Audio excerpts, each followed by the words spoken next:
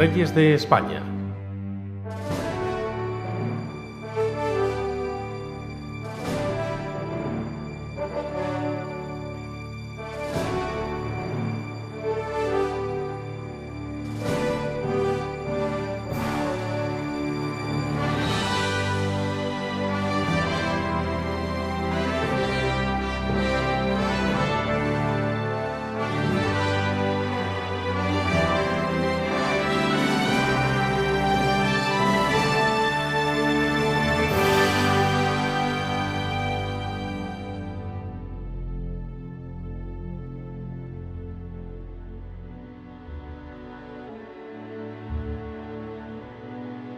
Siendo objetivos con la historia, deberíamos decir que el primer rey de España fue el visigodo Eurico.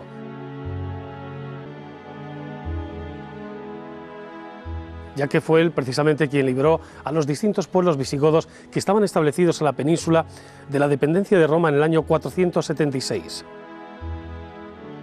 Debemos considerar, por lo tanto, a Eurico como un auténtico rey.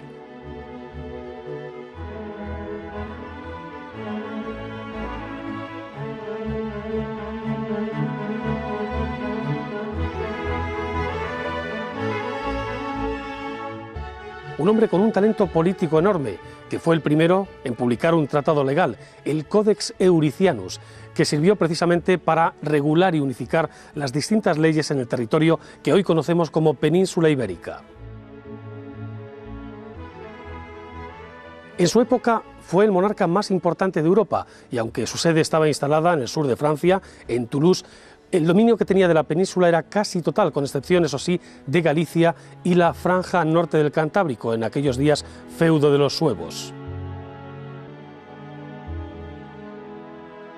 Los siguientes reyes visigodos mantuvieron en mayor o menor medida su legado, hasta la invasión de las tropas musulmanas que accedieron a la península desde el norte de África en tiempos del rey Rodrigo.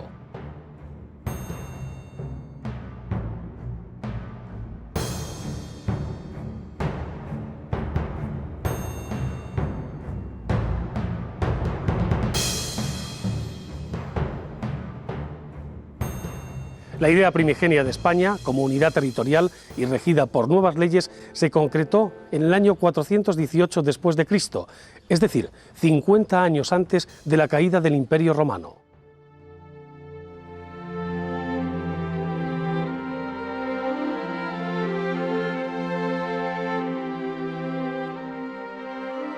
Los Reyes Católicos.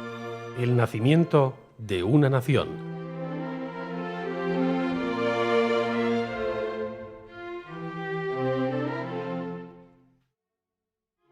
A mediados del siglo XV, España está dividida en tres grandes reinos.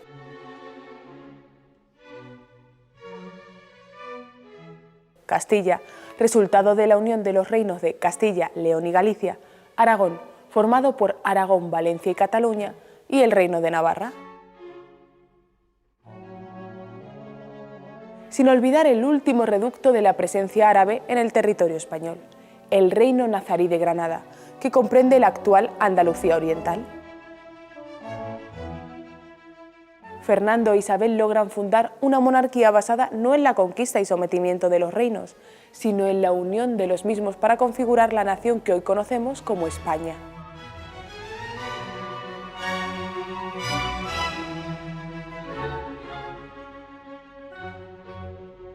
De esta forma se inicia la Edad Moderna y surge un nuevo concepto: España como reino único o reino de reinos, donde se incluyen todos los pueblos y territorios de la península ibérica, con la excepción de Portugal.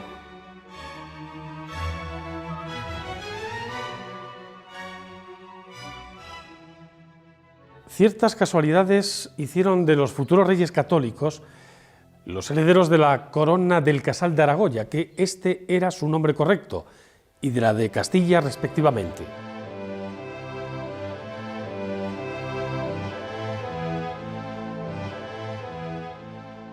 Desde sus primeros años de vida siempre estuvieron presentes en las conjeturas que se manejaban en la corte para un posible matrimonio que afianzase la idealizada unión de reinos. Con el tiempo es verdad que el asunto empezó a olvidarse, menos por parte de Isabel, que utilizó precisamente el recuerdo de esta pretendida unión para colocar a Fernando como candidato a ser, en un futuro no muy lejano, su marido.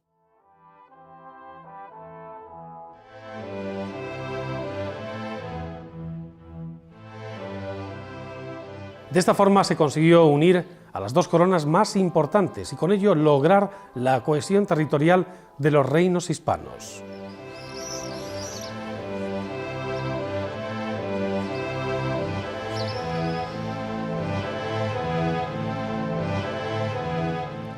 Isabel de Trastámara nace en Madrigal de las Altas Torres, un pequeño pueblo de la provincia de Ávila, el 22 de abril de 1451.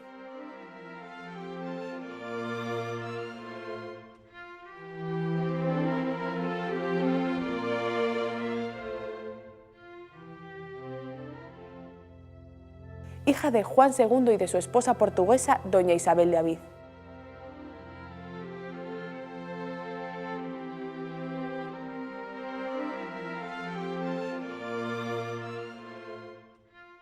Doña Isabel reside circunstancialmente en la localidad, en un edificio que hace las veces de casa y convento,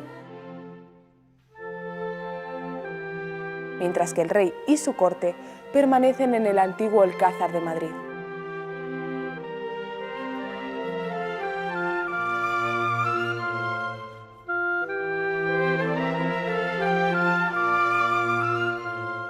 Hasta su nacimiento, las posibilidades sucesorias del rey se limitan a su hijo Enrique, fruto de su anterior matrimonio con su prima María de Aragón.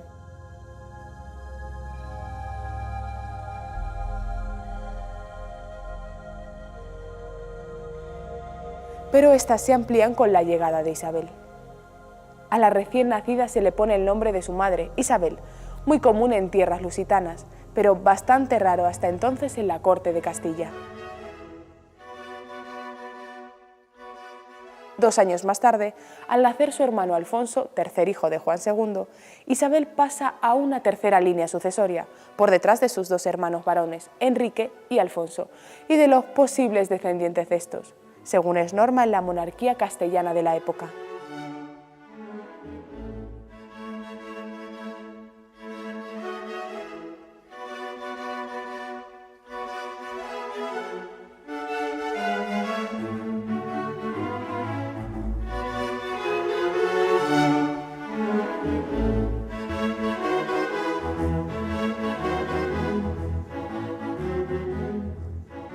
Isabel apenas tiene tiempo de conocer a su padre, ya que éste fallece cuando la infanta tiene tan solo 3 años de edad.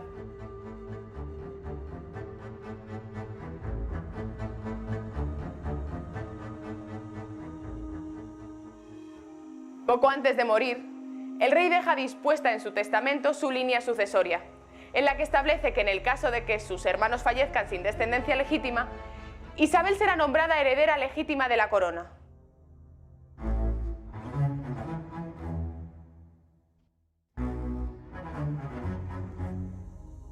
Tras la muerte de su marido, la reina Isabel de Aviz se instala en Arévalo, donde su retraimiento degenera en locura, debido a la tristeza y a la soledad.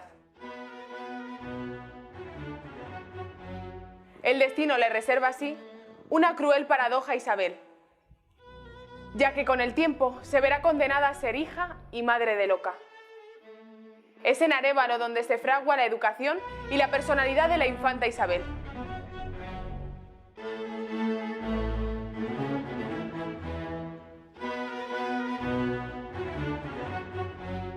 Está rodeada de grandes preceptores de la talla de Gutiérrez de Cárdenas, Gonzalo Chacón y Beatriz de Silva,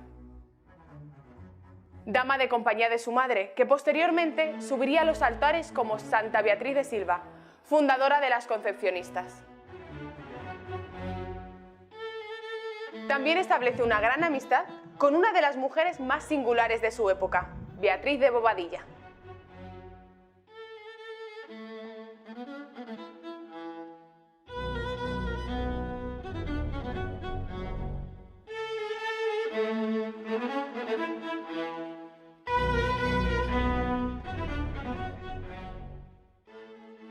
En 1462 su hermano, el ya rey Enrique IV, les llevó a ella y a su hermano Alfonso a la corte con motivo del nacimiento de su hija Juana, y permanecieron durante los siguientes 5 años junto a la reina en Aranda de Duero y en Segovia. En 1464, y mediante el Manifiesto de Burgos, parte de la nobleza expresó su malestar al rey por la designación de Juana como sucesora al reino, al considerarla bastarda. Era célebre la incapacidad del rey para mantener relaciones sexuales, bien por su presunta homosexualidad, por su supuesta relación con Juan Pacheco, que andaba de boca en boca por toda la corte, o debido tal vez a la impotencia causada por una enfermedad de juventud. Todos sospechaban que la nueva heredera era hija de la segunda esposa de Enrique, Juana, y de un caballero de la corte llamado Beltrán de la Cueva, por lo que a la recién nacida se le empezó a conocer con el apelativo despectivo de la Beltraneja.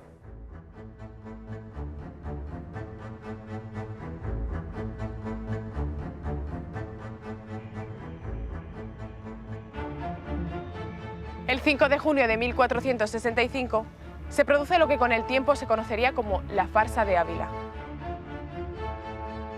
que tiene su origen en los conflictos sucesorios de la corona de Castilla. Algunos nobles castellanos y miembros de la Iglesia, partidarios de que Alfonso herede la corona de Castilla, levantan un escenario en las murallas de Ávila, donde colocan un monigote que representa al rey Enrique, ataviado con las galas propias de su rango: corona, cetro y espada. Don Alonso Carrillo, arzobispo de Toledo, es el primero en acercarse al muñeco y de un golpe le arrebata la corona. A continuación, el marqués de Villena hace lo propio con el cetro y, por último, el conde de Plasencia le arranca de los brazos la espada. El resto de nobles presentes se abalanzan sobre el muñeco derribándolo y golpeándolo con saña. La Iglesia y la nobleza castellana muestran con ese acto su interés de que sea el infante Alfonso quien herede el reino de Castilla. La guerra es inevitable.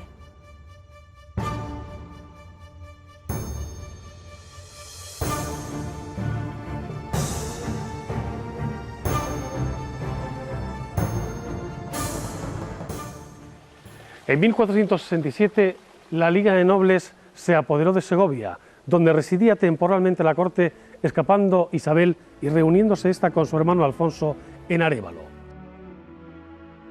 En marzo de 1468, ambos marcharon a Ávila, ciudad leal a su causa, para desde allí seguir luchando por los derechos de sucesión de Alfonso. Pero en Cardeñosa, un pueblo cercano a Ávila, Alfonso murió súbitamente. Algunos dicen que envenenado. A partir de ese momento fue Isabel la que se convirtió en candidata al trono de Castilla, iniciando las negociaciones con el rey para buscar una salida pacífica al conflicto.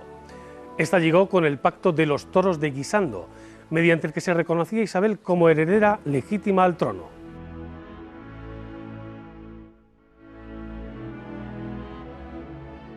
Desde entonces, el empeño del rey fue encontrar marido a Isabel.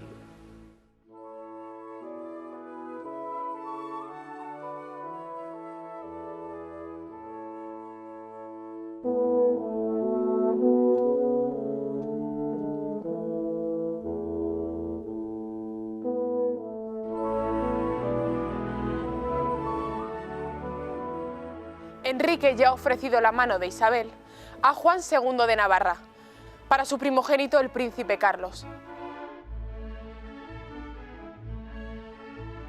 Pero la repentina muerte de este trastoca todos sus planes.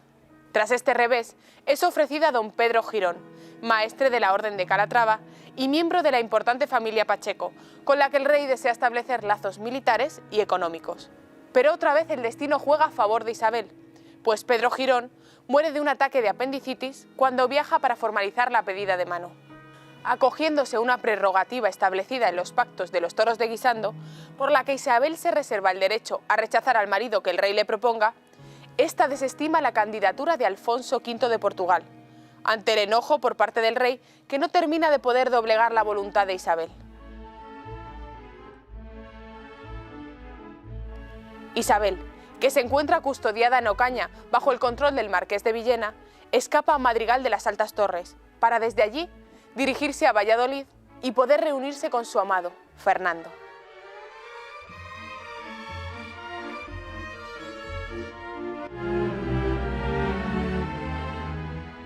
Las capitulaciones para el matrimonio entre Fernando e Isabel se habían firmado en secreto en Cervera y solo estaban a expensas de recibir la bula papal, ya que ambos eran parientes en grado de primos segundos. Gutiérrez de Cárdena y Alonso de Palencia fueron en busca de Fernando, recién nombrado rey de Sicilia y heredero al trono de Aragón. Entraron en Castilla con Fernando disfrazado de mulero para burlar así la vigilancia de Enrique.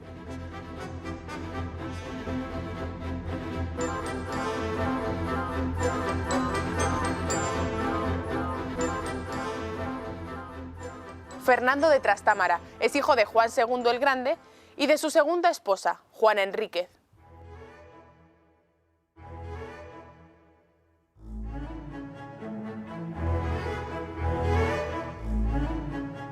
Nace en Sos, un pequeño pueblo de Aragón, el 10 de marzo de 1452.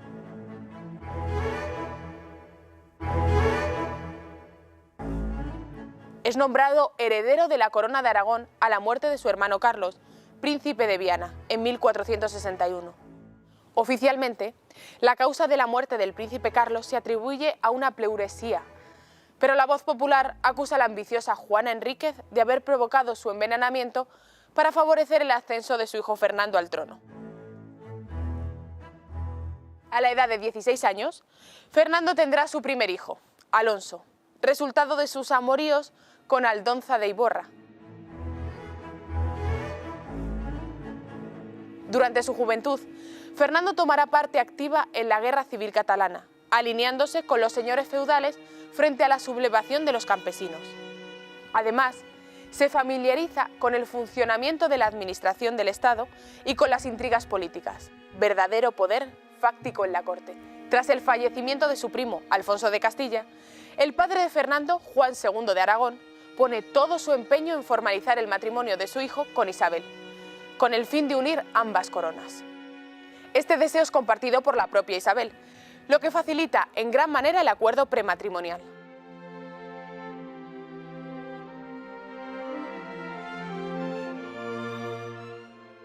Por fin, la boda se celebra en secreto en Valladolid, en el Palacio de los Vivero, el 19 de octubre de 1469.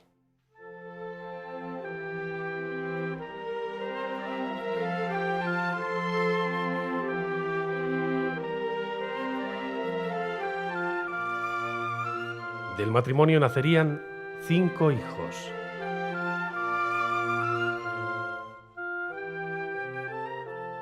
Isabel, Juan, príncipe de Asturias, Juana, María y Catalina.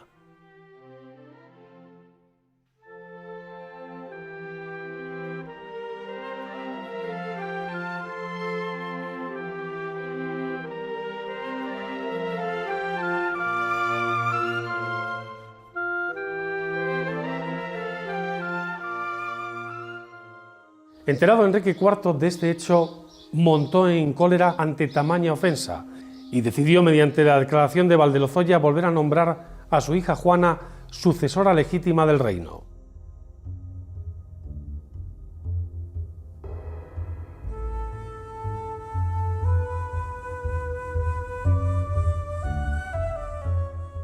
Pero poco a poco el número de los partidarios de Isabel y Fernando fue creciendo, no solo entre la nobleza, sino también entre las clases más populares. Entre dichos partidarios se encontraba el almirante de Castilla, don Fadrique Enríquez, al que se le unieron las ciudades de Ávila y Sepúlveda, también las provincias vascongadas, Borgoña, Roma y especialmente la poderosa familia Mendoza. Ante el cariz que fueron tomando los acontecimientos, Enrique IV propuso a Isabel una salida negociada que permitiese la reconciliación. Dicho acuerdo se produjo finalmente en la ciudad de Segovia, en 1473.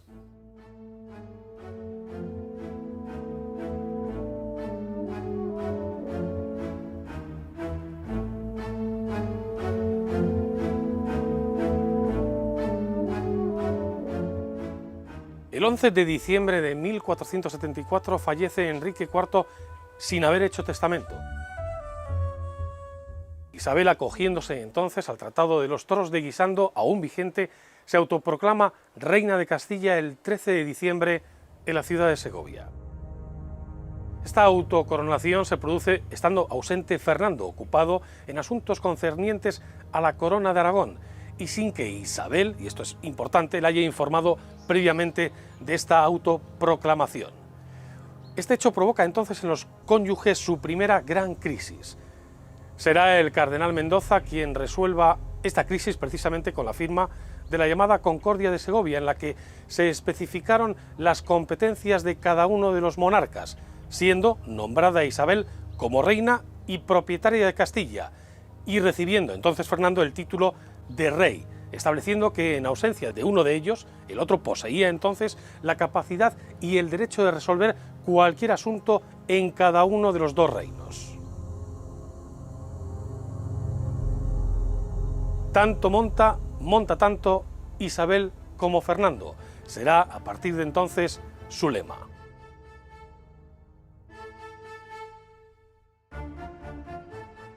Provoca una cierta crisis en el sentido de que, como he señalado, pues Fernando tiene derechos sucesorios, pero, en fin, derechos sucesorios posteriores y, por otra parte, resueltos de alguna manera a partir del momento en que unos años antes pues se han casado. Lo que sí que es cierto es que Fernando va a procurar que Isabel no tenga excesivo poder y que ese poder le comparta. Existía una tradición medieval de que las reinas que heredaban un territorio, que eran titulares, no consortes, de alguna forma transmitían el poder al marido. Las titulares eran ellas, el heredero sería el hijo de ambos, pero quien gobernaba no era tanto la reina, por ser mujer, cuanto el marido, en virtud de esa transmisión del poder. Fernando pretende algo parecido, amparado también en el hecho de que él tiene ciertos derechos a la sucesión del trono castellano.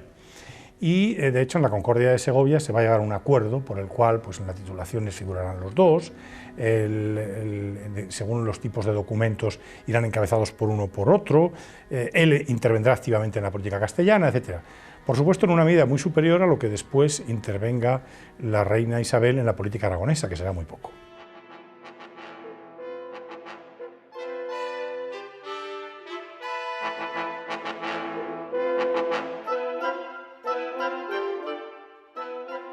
En mayo de 1475 el rey Alfonso V de Portugal invadió Extremadura con un ejército de 14.000 soldados y 6.000 jinetes, uniéndose a las tropas del marqués de Villena, que hasta entonces era el custodio de Juana la Beltraneja. Mientras tanto, en Plasencia, Alfonso V de Portugal se casaba con su sobrina Juana la Beltraneja, de tan solo 12 años de edad, sin la preceptiva dispensa papal, y se autoproclamaban reyes de Castilla.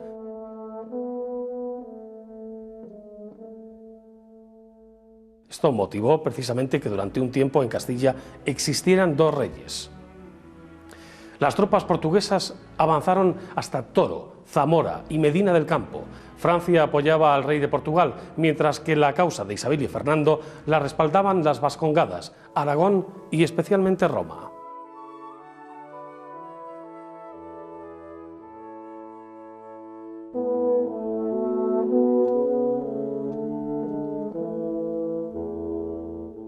En una acción diplomática personal de Isabel, mediante la concesión de prebendas y derechos, consigue atraer a su causa a los nobles que hasta hacía poco tiempo le eran contrarios. Ciudades como Toledo y Burgos, que antes eran afines a la Beltraneja, se pasan al bando isabelino. El 1 de marzo de 1476, los portugueses son derrotados en la batalla de Peleagonzalo, localidad cercana a Toro. El marqués de Villena, principal valedor de la causa portuguesa, deja de creer en esta y jura lealtad a Isabel y Fernando. El 30 de junio de 1476, encontrándose Isabel en Sevilla, da a luz a su primer hijo varón, Juan, al que nombra heredero de la corona.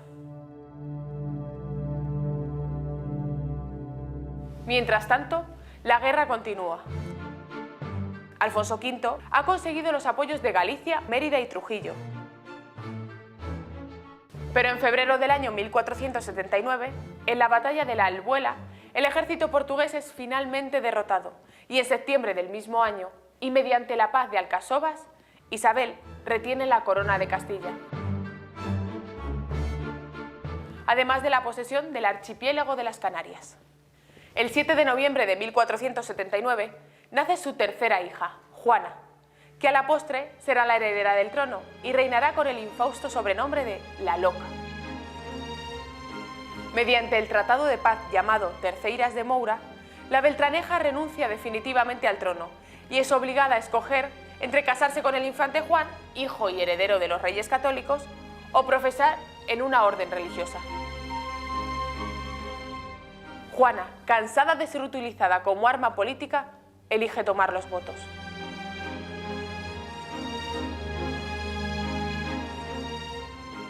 No obstante, durante el resto de su vida, seguirá firmando como yo, la reina.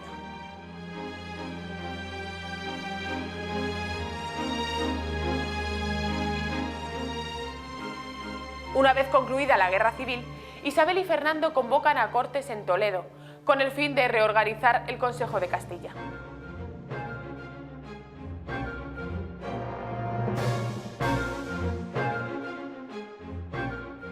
Los reyes católicos se dieron cuenta de que la mayor amenaza para su reinado provenía de los propios nobles y para preservarse de su poder crearon una serie de medidas entre las que destacaban las siguientes. La creación de la Santa Hermandad, una milicia instituida originalmente para combatir los abusos de los nobles y constituida en un auténtico ejército interior permanente. La renovación de la administración de justicia, con capacidad para crear jurisprudencia allá donde fuera necesario. La derogación del derecho de algunos nobles para acuñar su propia moneda, formalizándose el uso de la moneda común y creándose normas para el comercio.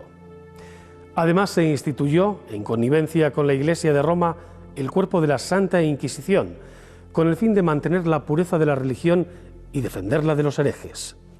Aunque realmente el principal cometido del Santo Oficio fue la persecución de los falsos judíos conversos, los conocidos marranos.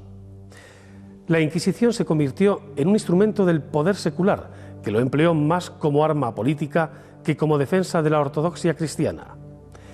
Otra medida adoptada fue la abolición de los títulos de maestres de las órdenes religiosas y militares, cuya dirección pasó a manos de los propios reyes.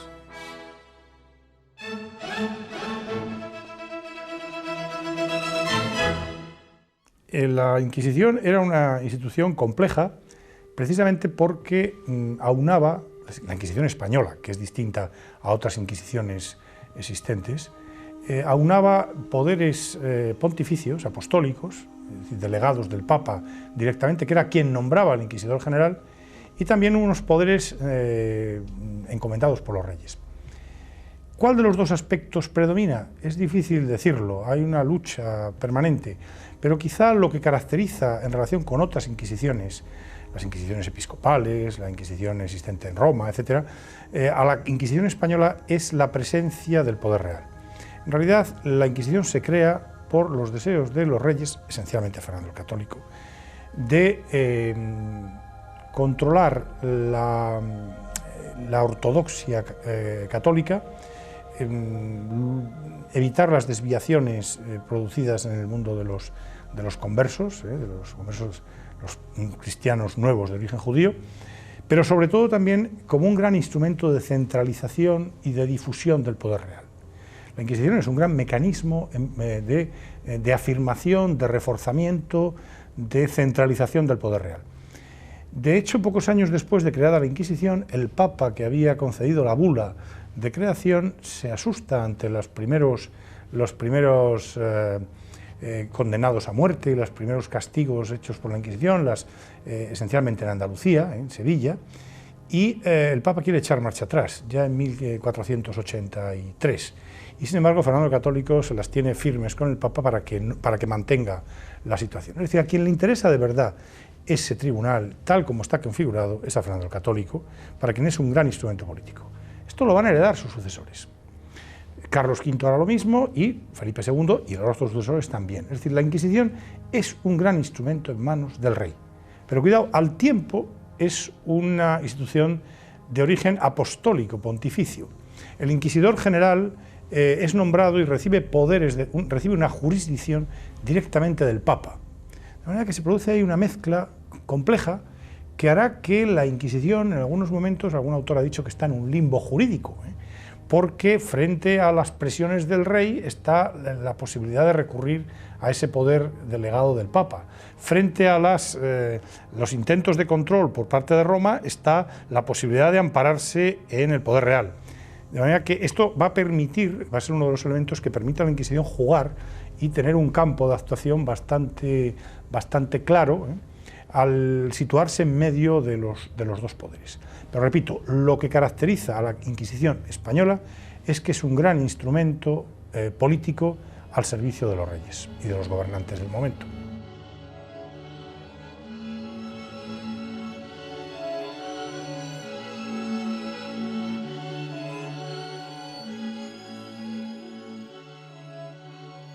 En 1481, el gobierno musulmán de Granada, hasta entonces reino tributario, se subleva rompiendo la relación de vasallaje que mantenía con la corona de Castilla.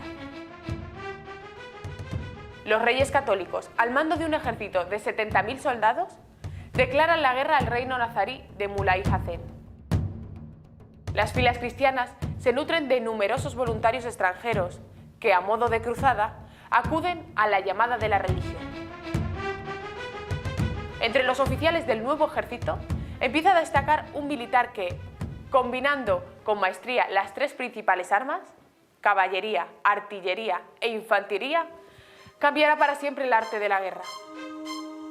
Ese militar no es otro que Gonzalo Fernández de Córdoba, apodado el Gran Capitán.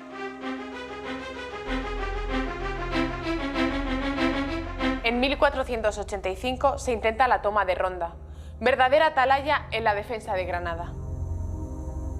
Tiene fama de inexpugnable por su situación en una serranía y por el famoso Tajo que la rodea. Mediante una hábil estratagema, ideada por el propio Fernando, haciendo creer que su verdadero objetivo es la conquista de Málaga, la guarnición que defiende Ronda parte a la defensa de la ciudad costera, supuestamente atacada. Después de un asedio de tan solo 15 días, Ronda capitula.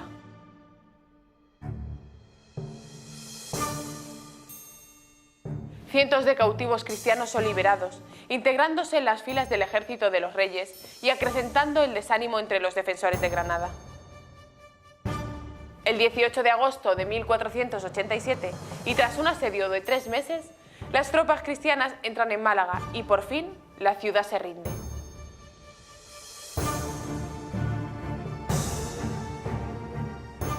Tan grande es el esfuerzo por conquistarla que el rey Fernando decide aplicar a sus habitantes la condición de esclavos. Aquellos que se nieguen a aceptar dicha condición son inmediatamente condenados a la pena de muerte.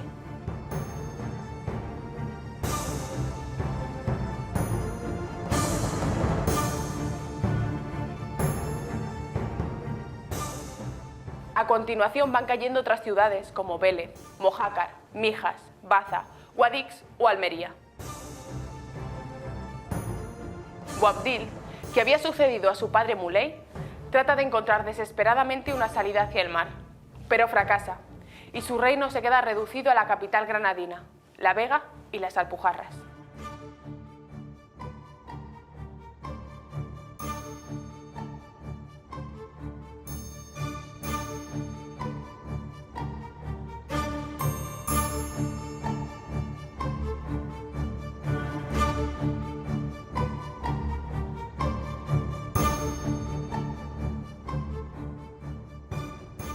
Estando en estas lides, el cardenal Mendoza y el confesor de la reina, fray Hernando de Talavera, presentaron a esta un navegante genovés de nombre Cristóbal Colón, quien buscaba financiación para encontrar nuevas rutas comerciales con las Indias Orientales.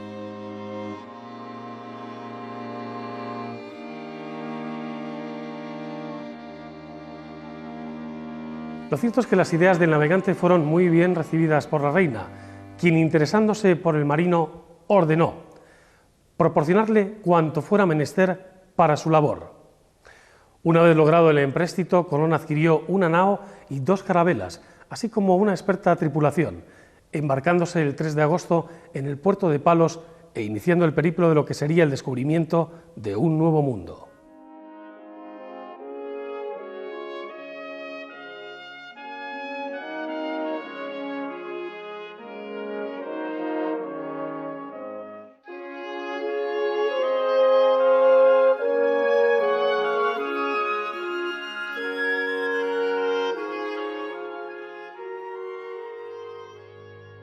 Ante la imposibilidad de resistir por más tiempo al asedio de Granada y la avalancha de refugiados que entran en la ciudad, Boabdil rinde la plaza el 2 de enero de 1492.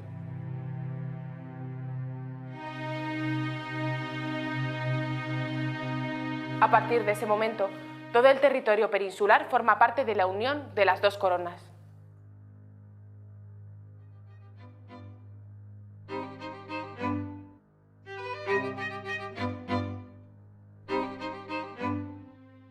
Como represalia a la acogida que las ciudades judías dispensaron a los invasores árabes en el siglo VIII, los reyes católicos ordenaron, mediante un edicto, la expulsión ese mismo año de aproximadamente 200.000 judíos, porque, según sus palabras, siempre constituyeron un peligro perpetuo para la independencia y seguridad de la nación.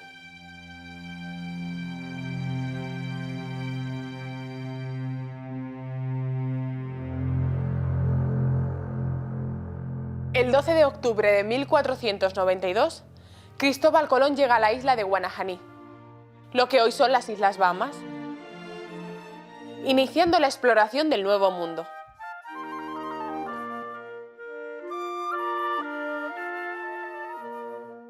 En este mismo viaje, descubriría otras islas como La Española, hoy Santo Domingo, y Juana, la actual Cuba.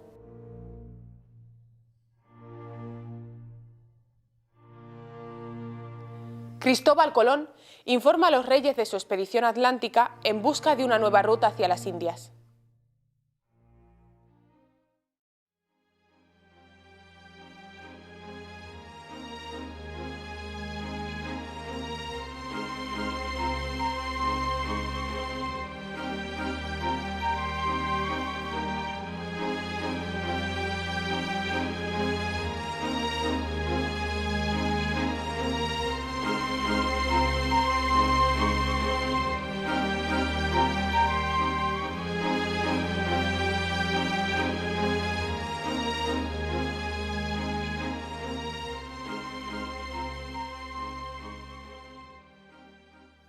En 1493 se firma con Francia el Tratado de Barcelona, por el cual el Rosellón y la Cerdeña son devueltas a la Corona de Aragón.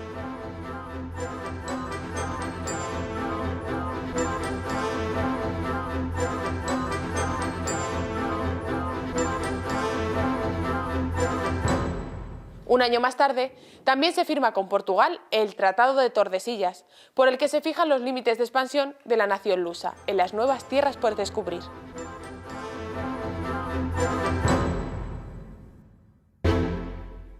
Se reparte además el océano entre las dos potencias descubridoras.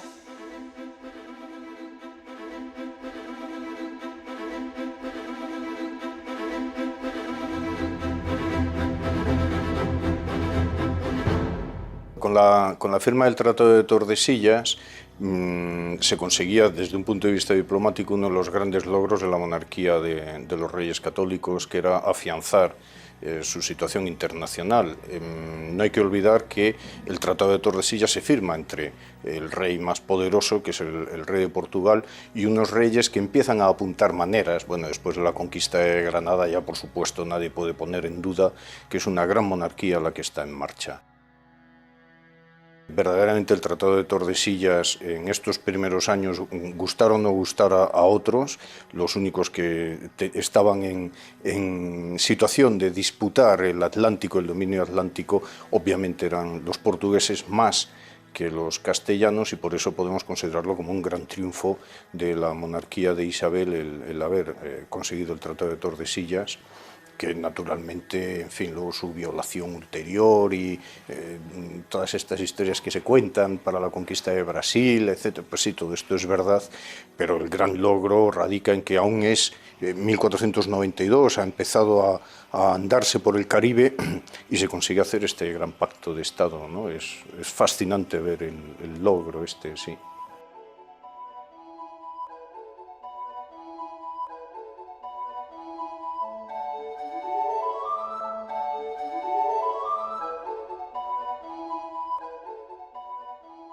En esta época, Isabel ya tiene 43 años y, según descripciones de quienes la conocieron, es de estatura prócer y un tanto corpulenta, pero de rostro agraciado, y aparenta bastante menos años de los que en realidad tiene.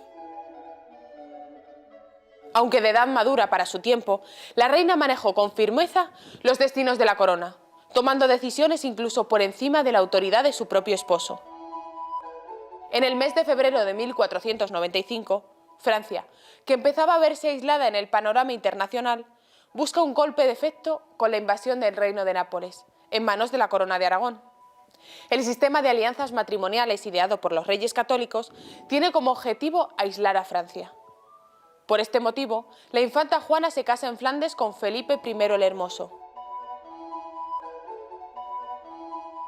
La hermana de este, Margarita de Habsburgo, hace lo propio con el príncipe Juan, heredero de la corona de Castilla.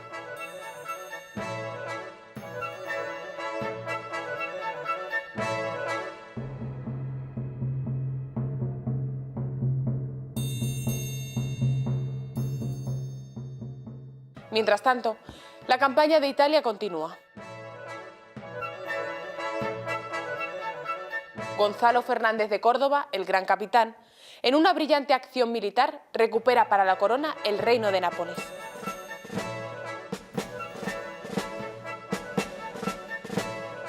Siguiendo con su plan de alianzas matrimoniales, los reyes casan a su segunda hija, Isabel, con Manuel I el Afortunado, rey de Portugal.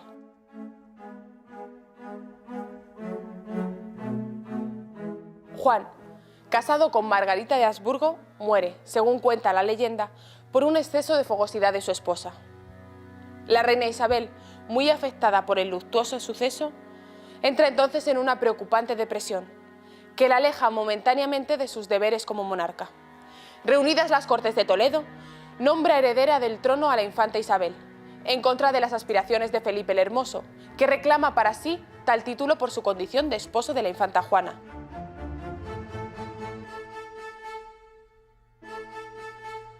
Pero quiere el destino que la infanta Isabel muera en el parto de su hijo Miguel, quien inmediatamente es designado heredero de las coronas de Castilla y Aragón, por derecho sucesorio de sus abuelos, y de la de Portugal, por los derechos de su padre.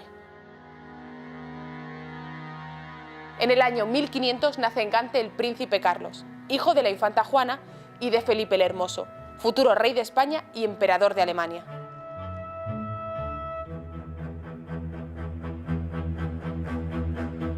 Nuevamente, el destino mueve sus cartas y juega con la sucesión a la corona.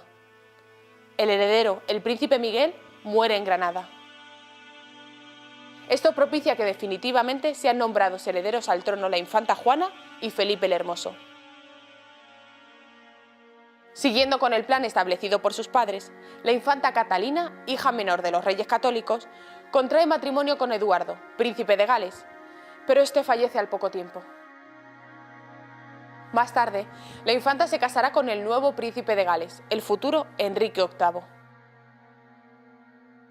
Con la salud bastante resentida por un cáncer que la está minando poco a poco, la reina Isabel todavía tiene tiempo para crear el Secretariado de Asuntos Indios, germen de lo que será con el tiempo el Consejo Supremo de las Indias, que regulará las expediciones, conquistas y comercio en el Nuevo Mundo.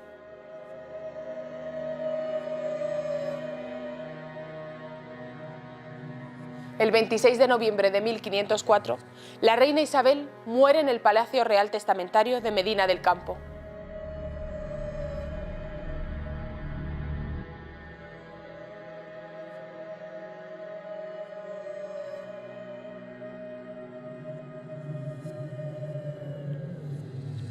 El 25 de enero de 1516, Fernando, cuando se dirige al capítulo de las órdenes militares de Calatrava y Alcántara, que se celebran en el monasterio de Guadalupe, muere en Madrigalejo, Cáceres.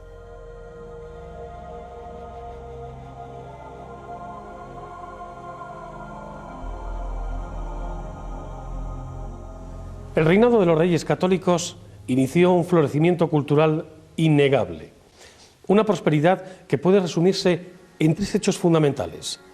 Apareció la primera gramática de la lengua castellana, creada por Antonio de Nebrija y editada en 1492.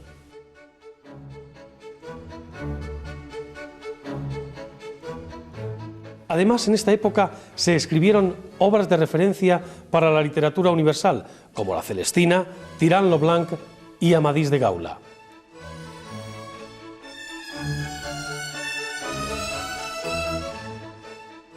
Y se creó la Universidad de Alcalá de Henares, donde se editó su célebre Biblia Políglota.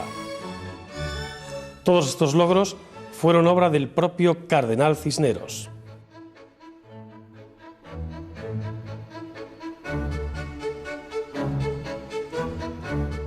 Pronto la Universidad de Alcalá de Henares se convirtió en un brillante centro de estudios, con numerosos extranjeros entre su profesorado y con una gran afluencia de estudiantes. Se desarrolló también un estilo arquitectónico propio durante su reinado, que hoy conocemos como estilo isabelino.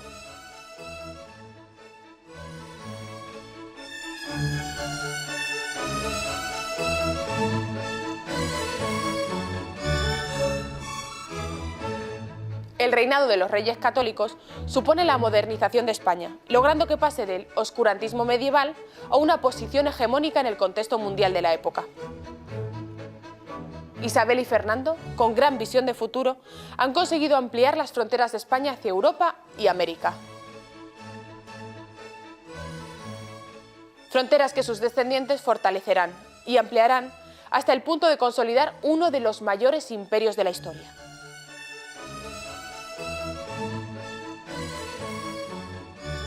¿Qué supuso para España el reinado de los Reyes Católicos? Pues fue un reinado importantísimo, probablemente el más importante de todos los de la época moderna y sin duda uno de los más importantes de la historia de España.